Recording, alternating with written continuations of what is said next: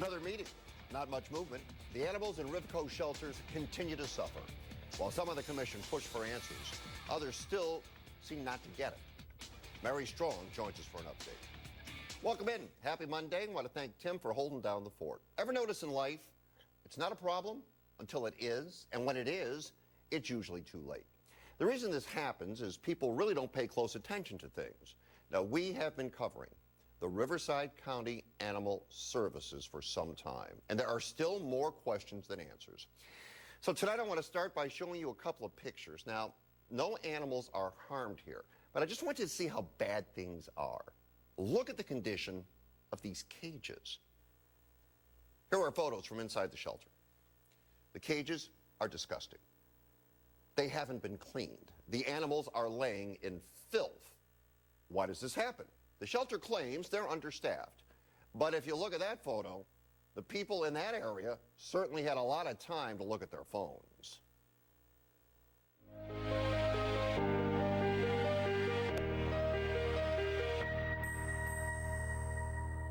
All right, as always, we're joined by Mary Strong. How troubling were those pictures? Well, so I've been contacted by several rescue groups over the last 4 or 5 months. They keep telling me how filthy the kennels are, and every time they inquire about why they're so filthy, the staff says, well, we're understaffed. So at this particular time, they went in, documented it with photos, went up to the staff and said, these kennels are filthy, can we do something about it? And they said, well, we're understaffed. And then a few minutes later, they took those photos of them sitting there on their phones. So it's not so much that they're understaffed, and maybe they do have some staffing issues, but it's also, the staff is really like, you know, I really don't want to do the job. Yeah, and probably the people that run the shelter didn't want anybody to know that. Yeah, absolutely. So I did ask for documentation. You know, I can't report anything that I don't have documentation for. So they sent me those photos and said, here's what's happening. And it's not a good situation because, you know, the public's going in there looking at these animals. They're covered in feces. They've got feces all over the kennels. It's not a good situation when people are going in there and seeing it like that. The likelihood of adopting a dog in that state is very low. When were those pictures taken? I think a week ago. Wow. All right, so that happened a week ago. Now, while I was on vacation, the big August 1st meeting, this was the meeting everybody was focused on. Everybody was focused. When I arrived, I was actually really surprised. The parking lot was so full, I couldn't find parking. It was actually so packed that they moved to hold the meeting at a new venue because it was so crowded. It was even more crowded from what I could see than the last commission meeting.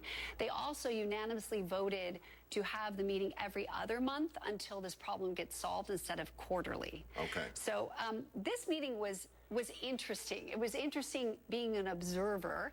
A couple of things happened. One, the council member from Indian Wells, Ty Peabody, right out the gate announces nobody on the commission should be talking to the media. This after Supervisor Manuel Perez shuts the media down from coming to meetings in his office with animal advocates. Wait, so this is a public meeting, and you have people at the meeting, right? Yes. And they're going to speak at the meeting. Yes. And the first thing the guy says is, I don't want anybody here talking to the media. Yeah, absolutely. Which is just fascinating to me that this entity, the commission, is all about transparency. They're there to make sure that the county is transparent in their dealings, and he's saying nobody talk to the media. So right out the gate, I thought, what is going on here? Everyone's saying don't talk to the media, and you know, where there's smoke, there's fire. Right. So there's a reason why he doesn't want people talking to the media. Right. Mayor Quintanilla is the one that's spearheading this on the commission. She's the one asking for a budget. Right. She's the one putting together a manuscript for Manuel Perez saying, here are the problems that we're seeing on the commission. Whereas you have the other members like Ty Peabody who have been on there for 9 years.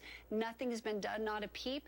There are commissioners that aren't even showing up and they haven't had quorum because of that. So you've got the mayor really saying, I want to see numbers. I want to see what's going on. I want transparency. And Director Geddes is not like that. Steve Sanchez, the council member from La Quinta as well, they wrote, the entire city council wrote a letter to Manuel Perez and to Aaron Geddes saying that their constituents want change and they want to see it now. All right. So after everybody was told, hey, dummy up with the media, that's my first statement. Despite the fact it's a public forum Yes. and the media is here, Yes. nobody should talk to them. Yeah, and more media showed up than the last meeting, so Right. it's definitely growing. So we're not able to see what the 8 cities here in the Coachella Valley, what is the Thousand Palms shelter really doing in terms of numbers? Okay. Mayor Quintanilla again said, "Where's the breakdown?" Right? I don't really care what's going on in the other Riverside shelters. I want to know what's happening in the Coachella Valley shelter, and give me those numbers. Where are our city dollars going? So she noticed on the budget that there were no rollover funds. Meaning any funds that are not used from the previous year roll over to the next year. Okay. So she looked at the budget. She said, I don't see any rollover funds. Now, CEO Jeff Van Wagenen and Supervisor Manuel Perez were at this meeting. This is very unusual. These two gentlemen do not show up to these small commission meetings that are now growing exponentially. And so was the fiscal manager, Mark Sigmund. Okay. Now, the mayor asked Mark Sigmund, where are these rollover funds? He's like, well, they're not really on that budget. They're on the budget online, and you have to do lots of clicks to get there, click, click, click, click, click. And it's kind of in the back end. And she's like, well, that's how much money is there, and what do you use it for? He kind of stumbled on that and said there's roughly maybe 500,000. I still have to figure that out. But he couldn't really say what they're used for. So I went up to Mr. Sigmund after the meeting and said, can you tell me more? And then the PIO, John Walsh, got in front of him and said, you can't talk to him, you got to talk to me. Problem is, I had already asked John Welsh this exact question 4 months ago, and he said there are no rollover funds. Oh.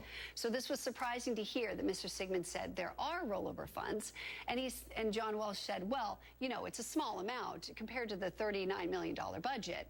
It's only $500,000. Well, this is $500,000 of taxpayer money. Absolutely, and why is it rolling over to the next year? Why isn't it used, all of it used? What's concerning is I was told there is no rollover money. Then when I went to address it with Mr. Sigmund, I was told that you can't talk to him at all. And then Manuel Perez chimed in and said, any budget questions, he said this to the mayor, need to go through me. Yeah, but he was the guy that banned you from the meetings. Absolutely. So it just, again, we're going in circles, right? And nobody can really get answers. I've also asked to meet with CEO Jeff Van Wagenen. I don't even know how many times at this point, maybe 6 or 7. I even asked again at the meeting, and they said, no go. He's not going to meet with you. But, you know, you're paying his salary. I'm paying his salary. Everybody is paying his salary. Don't you think we have a right to ask him about what's going on within under his umbrella? Is this a case of A, there's something nefarious happening they don't want us to know about, or B, they're so poorly structured and run that they don't know what's going on? And in either way, it's unacceptable. Yeah, this is the big question, to be honest with you. I can't seem to get a straight answer about a lot of things, and that's what's the most concerning. Everything goes to the through the PIO, and the PIO basically just says what he wants to say. So it's hard to trust what's coming out. He also said that the animals don't get rendered, and then I find a contract saying they do in fact get rendered because cremation is too expensive. So I'm not really trusting what's coming out of the county at this point, so I need to dig a little bit deeper. And I've been gone for a week, so okay, I'm back. Don't they get it? I mean, at this point, don't they understand what's happening here? They've misled people. That's not being biased or mean-spirited. They've misled people. At times, they've lied. They just openly lied. Yeah. They've shown little regard to what anyone thinks. And again, I don't think I'm talking out of school here. No. You've done this reporting. Little regard. They're not accountable. And now they've created an ad hoc committee with one of the members who said he wasn't having any more meetings. Yeah. So you know what they should do? Because I thought about this flying back on the plane. Okay. Here's what they should do. Because they have $500,000 floating around, we know that. They ought to hire outside counsel. Yeah, a third-party auditor for sure. And I know the county is auditing. No, I am talking about a complete investigation. Yeah. An investigation into how they operate. Hire somebody from the outside. If you have nothing to hide, and we know you got $500,000 floating around, that'll start. $500,000, somebody will take that case. Come in, open everything, talk to everybody.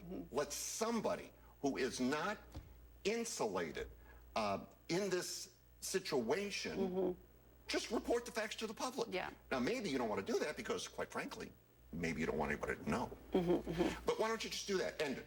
End it. That's my suggestion. Yeah. Well, yeah, absolutely. Yeah. And people are writing to the Ethics Committee. They're writing to the First Amendment Coalition. They're now starting to write to people to say, hey, this needs to be looked at, because you can't have somebody within your own company audit your company, because they're going to change data around to fit what they need to make it fit. So, and that's what's happening. They have their own auditor within the county auditing the county. So it just, and the numbers still aren't right, unfortunately. You have the director of the Animal Services, who used to work for the Parks Department. Her husband is an attorney For the county. For the county. The head deputy counsel. Right. He's the head deputy counsel. His wife is running Animal Services. At one point, someone asked, do you have any complaints? You know, have you received any complaints? He goes, absolutely not. Yeah, no. But then you had emails and went, yeah, here there are complaints. Yeah, no, there are complaints. And who would have got them? Yeah, Him. yeah. And, how does this happen? And I caught up with Lisa Kaufman. She's with Best Friends Animal Society. They've been trying for months, since at least January, maybe even before that, to get them to wake up and see what's going on. Riverside, they say, is their main focus out of the entire United States. It is their main focus of attention to turn around, because the save rates are so low here. Could everybody be wrong? Look at it like this. Can everybody be wrong? If everybody says there's a problem, if everybody says this is not working right, if everybody says too many animals are being euthanized, if everybody says it, can everybody be wrong? Can every single person be wrong? Yeah. Can everybody? I mean, is everybody wrong and like 5 people are right? And more importantly, the public is speaking. The public spoke in Palm Springs and said, we want a no-kill shelter in our city. That's what they got.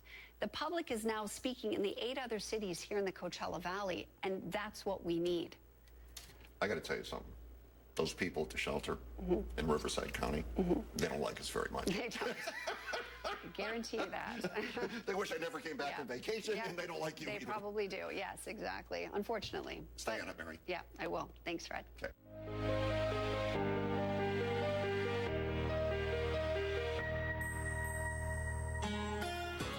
With temperatures rising, some suffer from excessive sweating. Please towel off before writing the show. Find Fred on Facebook and Instagram at Fred Roggin, or email thedesertdean@gmail.com. So what do you think after seeing that? We'll hear from our contributors next. All right, now let us welcome in our contributors for the evening, Nick Collins of Desert Sotheby's International Realty and CEO of FG Creative, Stephanie Green. Okay, I'm going to start with you, Nick. You saw the pictures. What do you think? I think it's disappointing. I mean, they're acting like there's some kind of media gag order. The cat's got their tongue. They don't want to talk about it. And I say the cat's out the bag. You can see that there is trouble going on in that shelter, and we need to get answers ASAP. Stephanie, how do you feel? I'm highly disappointed in the county government and their lack of transparency and how they're misusing my tax dollars. We're all for the animals. We want them to have the best life possible. The shelters are overcrowded, but we could do better. And I am very upset with our local government. You know, I really believe this has been going on for so long, and the way people operate out here, they tell you something, you believe it, and nobody pushes and nobody presses, and that's exactly why they don't want to talk to us anymore, because Mary has been all over this. Do you think, Stephanie, at this point, the committee has finally realized this investigation is not going away? Oh, absolutely. But I love how they're saying she can't come to a public meeting, because that's frankly against the law. A public meeting is a public meeting. Anyone can attend. So how they're handling it is terrible. And yes, I think they are well aware you guys aren't going anywhere, and I hope you keep asking questions. Nick, wrap it up. Take 20 seconds. Yeah, I think they think they're the cat's meow. They don't have to answer. They think we're going to be okay just chasing our tail, not getting answers. And what I think out here is this is animal lover kingdom. We love our dogs. We love our cats. And you're not going to get away with this. You're going to have a pack of wolves coming at you. Even if you don't talk, we're going to come into your house and figure out what's going on, because we're tired of it. All right.